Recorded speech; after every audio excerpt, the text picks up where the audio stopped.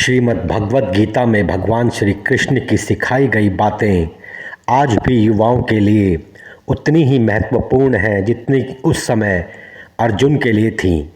श्री कृष्ण की वो बातें आज के इस युग में किसी के लिए भी सक्सेस मंत्र से कम नहीं है।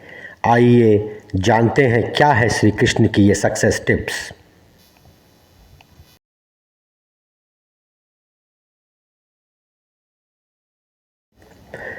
कई मैनेजर ऐसे हैं जो खुद को बॉस समझते हैं। कई लोग ऐसा सोचते हैं कि कोई हमें बॉस बनकर तो काम नहीं करा सकता। सचमुच लोगों को और उनकी सोच को मैनेज करना बहुत मुश्किल है।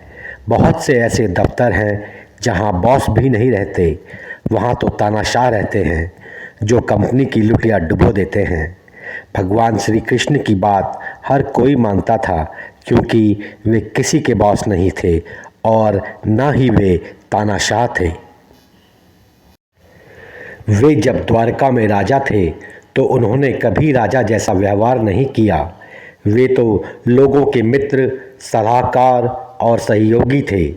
उन्होंने कभी भी अपनी शक्ति का दुरुपयोग नहीं किया। टीम वर्क किया, तभी तो पांडव जीत गए। भगवान श्री कृष्ण ने बेटा, भाई, पत्नी, पिता के साथ मित्र की जो भूमिका निभाई वह आज भी सभी के लिए मार्गदर्शक बनी हुई है।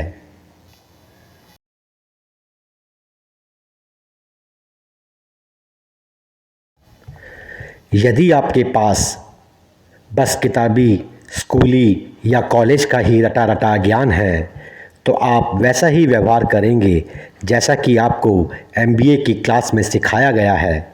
जीवन तो बहता पानी है, पल प्रतिपल ज्ञान बदल रहा है, लोग बदल रहे हैं और उनकी सोच भी। कई बार परिस्थितियां हमें सिखाती हैं, इसीलिए अपने ज्ञान और अनुभव दोनों का ही उपयोग करते हुए व्यापक सोच को अपनाना चाहिए। श्री कृष्ण कहते हैं कि आप जो भी कर रहे हैं उसे लेकर आपका विज़न व्यापक होना चाहिए। पहले अच्छी तरह से सोच और समझ लें, फिर कोई कार्य या व्यवहार करें। दूर तक देखने और सोचने की आदत डालें, जैसा कि श्री कृष्ण समझते थे कि कोई क्या समझ रहा है। भगवान श्री कृष्ण 64 कलाओं में निपुण थे। व्यापक सोच का मतलब यह भी है कि क्रांतिकारी विचार रखते हुए किसी बंधी बंधाई लीक पर नहीं चलें। परिस्थिति के अनुसार प्रयोग करें, रिस्क उठाएं, अपनी भूमिका बदलें और सारथी तक भी बनने के लिए तैयार रहें।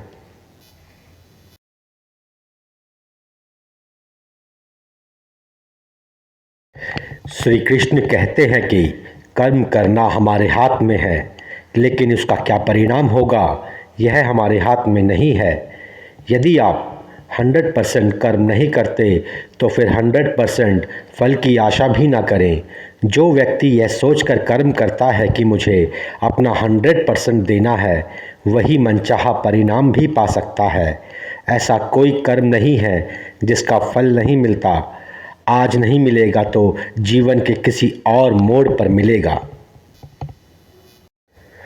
परिणाम की चिंता से कर्म नहीं करना अकर्मण्यता है।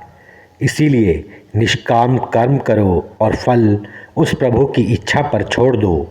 निष्काम कर्म करने की भावना रखने से ही व्यक्ति अतीत और भविष्य की चिंता छोड़कर वर्तमान पर ही फोकस करता है। अपनी ड्यूटी निभाने का सबसे अच्छा तरीका निष्काम कर्म ही है।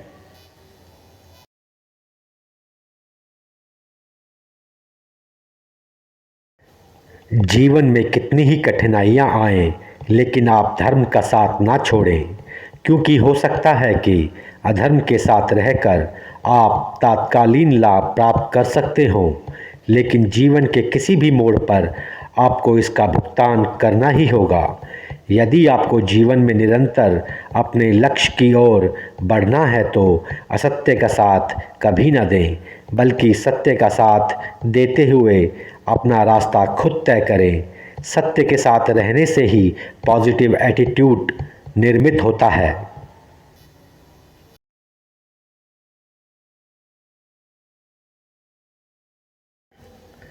भगवान श्री कृष्ण पॉजिटिव एटीट्यूड अपनाकर अपने साथ के सभी लोगों को मोटिवेट करते रहते हैं और खुद भी इससे प्रेरित होते रहते हैं।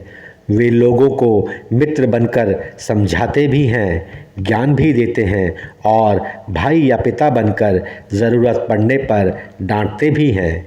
ऐसे कई मौके आए जब उन्होंने अर्जुन, द्रौपदी और दुर्योधन को समझाया भी और डांटा भी, लेकिन उन्होंने कभी किसी का मोरल नहीं गिरने दिया। उन्होंने अपने शत्रुओं से भी बराबर का व्यवहार बनाए रखा।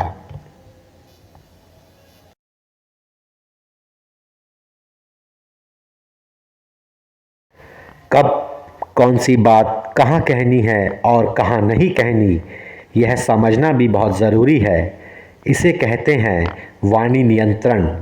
उसी तरह शक, संदेह, अविश्वास, निराशा, क्रोध, लालच, भय और दुविधा पर भी नियंत्रण करना सीखना होगा। कुशल मैनेजमेंट के लिए मेंटल हेल्थ ज़रूरी है। गीता में श्री कृष्ण ने इस तरह के तमाम दुर्गुणों से हमेशा बचने का उपदेश दिया है। मन, वचन और कर्म से एक बने रहो। जो व्यक्ति अपनी बात पर कायम रहता है, जीत उसका पीछा कभी नहीं छोड़ती। वह अपने हर कार्य में सफल होता है।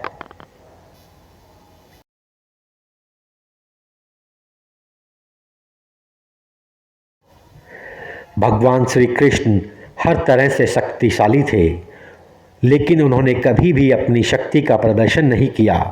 वे अपने गुरु, माता पिता और बड़े भाई के साथ ही अपने से बड़े पुरुषों का आदर करते और उनका चरण स्पर्श करते थे। जो लोग अपने माता पिता व गुरु का आदर करते हैं, वे प्रशंसा के पात्र बनते हैं। इसीलिए सदैव बड़ों के आदर व सम्मान में हमेशा आगे रहना चाहिए।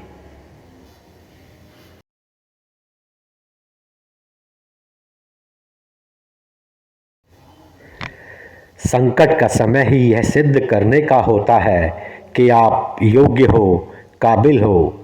संकट चाहे खुद पर आया हो, मित्र पर आया हो या आपके संस्थान पर, आपको उस समय ही डटकर मुकाबला करना होगा। संकट के समय पलायन करने से धर्म का भी त्याग हो जाता है।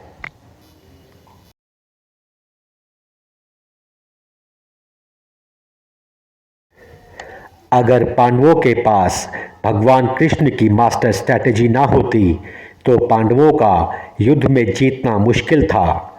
इसीलिए कोई भी कार्य करने से पूर्व उसकी एक बेहतर योजना बनाना ज़रूरी है। योजनाओं को अपडेट करते रहना भी ज़रूरी है। योजनाओं के बगैर कार्य ही नहीं, जीवन भी असफल सिद्ध होता है।